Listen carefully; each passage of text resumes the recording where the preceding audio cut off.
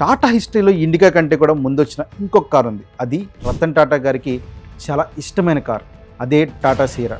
గుర్తుంది కదా, 90s కిడ్స్కి బాగా గుర్తుండి ఉంటుంది. వెనకాల పెద్ద గ్లాస్ రూఫ్స్తో 3 డోర్స్తో చాలా అడ్వాన్స్డ్గా ఉండేది. అప్పట్లో జనాలు ఏమన్నారు తెలుసా, ఇది కారా లేక గ్లాస్ బాక్సా, ఎండ తగులుతుంది, ఇందులో ఎవరు కూర్చుంటారని ఆ కార్ని రిజెక్ట్ చేశారు. It was flop. అది నిజం, ఎందుకంటే అది చాలా ముందు పుట్టింది. ఆ టైంలో జనాలకి అది అవసరం లేదు.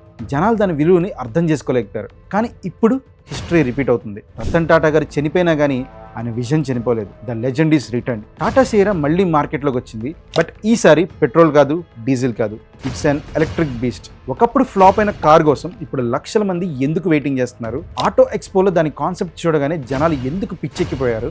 అడ్వాన్స్ బుకింగ్స్ ఎందుకు అంత స్పీడ్గా జరుగుతున్నాయి? రతన్ టాటా గారి విజన్ సియరాలో ఎలా కనిపిస్తుంది? వీటన్నిటి వెనుక ఒక పెద్ద మార్కెటింగ్ స్ట్రాటజీ ఉంది.